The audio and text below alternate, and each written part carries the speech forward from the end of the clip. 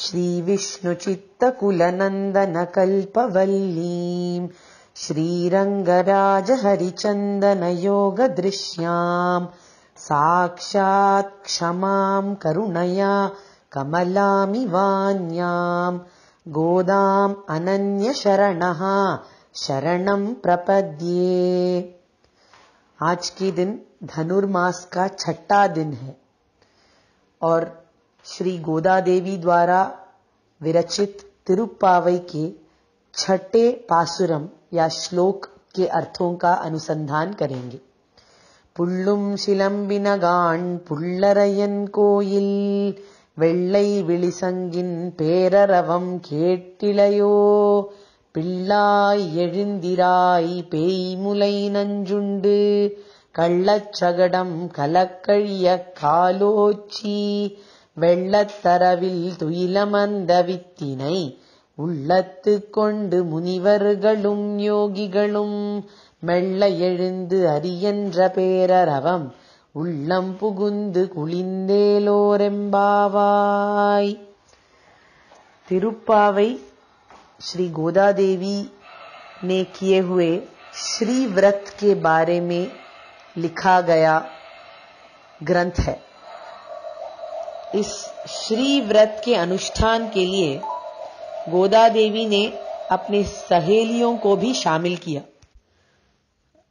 इस श्री व्रत के बारे में उन्होंने अपनी सहेलियों को सारी बातें बताई। इस व्रत में करना क्या है, छोड़ना क्या है, इस व्रत से हमें क्या फल मिलेगा और इस देश को कैसी समृद्धि मिलेगी, और यदि हमारे पाप इस व्रत के फलों के बीच आने वाला हो तो उन पापों को कैसा मिटाना चाहिए, कैसा भस्म करना चाहिए, भगवान के नाम लेकर भस्म करनी चाहिए। ये सारी बातें गोदा देवी ने अपनी सहेलियों को बताया तिरुप्पावई के पहले अंक में। तिरुप्पावई ये 30 पासुरम वाला स्तोत्र है जिसमें 6 अंक हैं और इसमें के पहले अंक में ये सारी बातें गोदा देवी ने बता दी थी।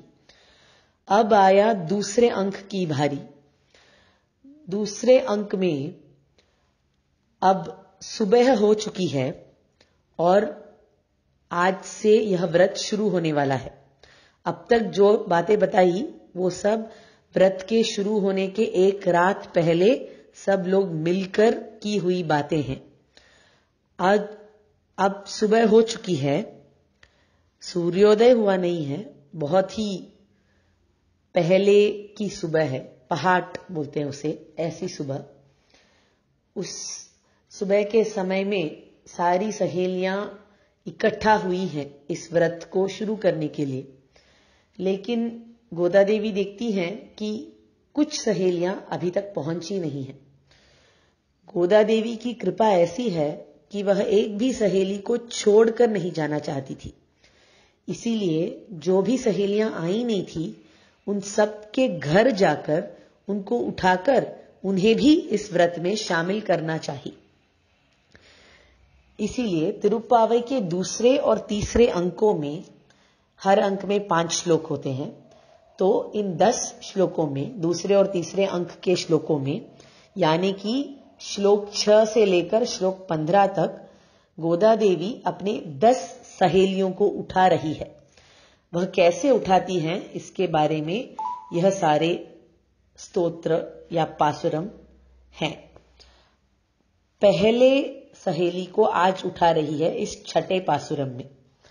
यह सहेली इन लोगों के लिए नई थी, मतलब इनके संगठन में वो अभी अभी शामिल हुई थी, इसलिए उसको ज्यादा पता नहीं है ये सब के बारे में, लेकिन भगवान की भक्ति वो बड़ी करती है। तो पहले अंक के दृश्य में हमने देखा कि गोदा देवी ने कहा बार बार कि भगवान के नाम लेने चाहिए, गाने चाहिए उनके बारे में, पद्मनाभन, दामोदरन, मायन, नारायणन, ऐसे सारे नाम लेकर भगवान को पुकारना चाहिए, ऐसे वो कह रही थी। इसी बात को सोचते सोचते ये नई वाली सहेली सो गई थी, तो मन ही मन वो भगवान के नाम ही संकीर्तन कर रही थी और इसी संकीर्तन में एकांत होकर वो उठना भी नहीं चाह रही थी और वहीं सोई हुई पड़ी थी। तो इसको उठाने के लिए गोदा देवी और उनकी सहेलियां चली आई। उन्होंने उसको उठाया और बताया कि देखो सहेली, अब सुबह हो चुकी है। और सुबह होने के कई लक्षण वो बताने लग जाती है। पहले कहती हैं पुल्लुम सिलम बिनकान, देखो सहेली, पक्षी अभी आवाज कर रहे हैं। पुल का मतलब है पक्षी, सिलम बिना बोले तो आवाज करना। पक्षी आवाज कर रहे हैं, सुबह हो चुकी है। हमें पता है कि सुबह सुबह कोमड़ी कूकती है, तो यह पक्षी का आवाज सुनाई दे रहा है, तुम उठी नहीं क्या करके पूछते हैं। इस लड़की ने जवाब नहीं दिया क्योंकि अभी तक वो अपने ही नाम संकीर्तन में मग्न थी। तो ये बाहर वाले लोग और एक लक्षण बता रहे हैं। पुल्लरयन कोयिल वेल्लै विलिसंगिन पेररवम केट्टिलयो, क्या तुम्हें एक बड़ा आवाज सुनाई नहीं दे रहा? पेररवम मतलब बड़ा आवाज, रवम बोले तो आवाज। क्या तुम्हें सुनाई नहीं दे रहा है बड़ा आवाज? किसकी आवाज? वेल्लै विलिसंगिन पेररवम, भगवान के श्री पांचजन्य शंख का आवाज। वह शंख कैसा था? विलिसंग ऐसा बोलते हैं। बोले तो वो शंख सबको बुलावा देती है, आओ आओ भक्ति में शामिल हो, ऐसे बुलावा देती रहती है। और वह सफेद भी है, वेल्लै विलिसंग। सफेद रंग यह सत्व गुण का प्रतीक होता है। तो यह सत्व गुण वाला बुलाने वाला शंखनाद हमें सुनाई दे रही है। कहां से? पुल्लरयन कोयिल।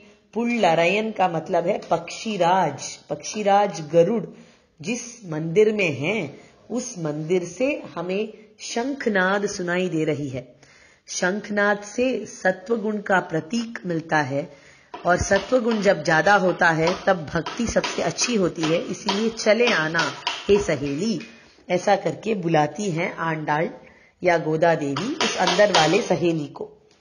पुल्लरयन कोयिल वेल्लै विलिसंगिन पेररवम केट्टिलयो। यह सुनकर भी वह लड़की उठी नहीं, इसलिए उसे बुलाते हैं पिल्लाई। यह नई नई सहेली है ना, इसलिए इसे पिल्लाई कहकर बुलाते हैं। पिल्लाई का मतलब है एकदम नई सी, छोटी सी, कोमल सी लड़की। हे पिल्लाई, एळिंदिराई, उठ जाओ, उठ कर जाग जाओ।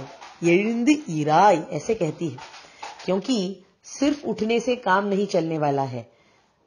ऐसा अर्थ प्रतीत होता है कि अब इस वक्त जो उठा है वही सच में जगा हुआ है, क्योंकि जागृति ये और कुछ नहीं बल्कि भगवत भक्ति होती है।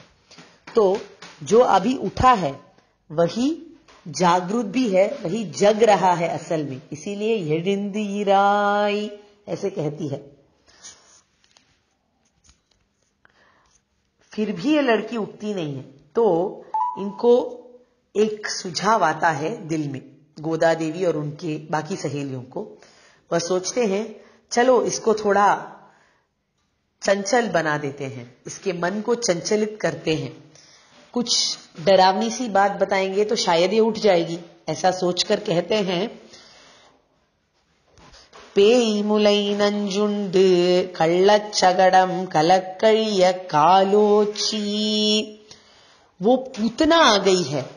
पेई मुलई नंजुंड मतलब उस राक्षसी का स्तनपान जो भगवान ने किया, ऐसा उन्होंने बस नाम लिया और कहा उस राक्षस जो शकट बनकर आया था, शकटासुर, ऐसा बस कहा तो वो अंदर वाली लड़की को शायद डर आ गया कि सचमुच वापस पूतना और शकटासुर भगवान कृष्ण को परेशान करने के लिए आ पहुंचे हैं, इसीलिए वो जल्दी उठ जाएगी, ऐसे इन लोगों ने सोचा।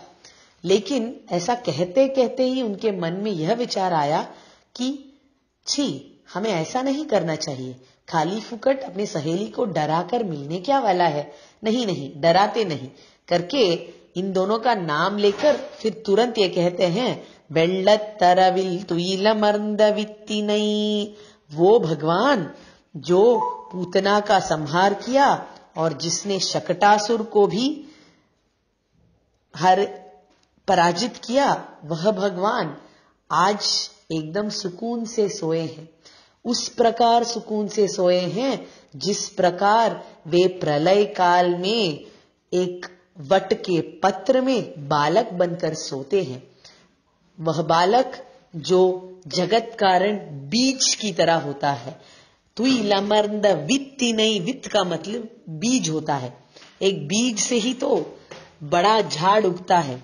तो ये सारे जगत का बीज बनकर भगवान वट के पत्र पर शयन करते हैं प्रलय काल में।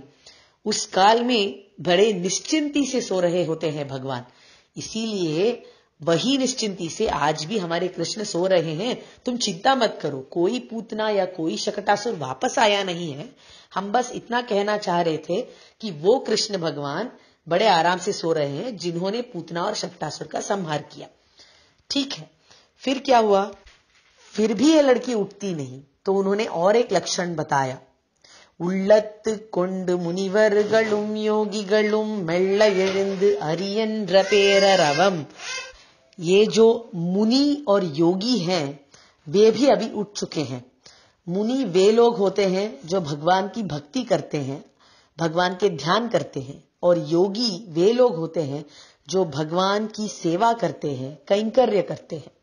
तो वे दोनों भी उठ गए हैं। और ये लोग उठते उठते करते क्या हैं? हरि हरि हरि हरि हरि हरि हरि ऐसा 7 बार बोलकर हरि नाम संकीर्तन करते हैं।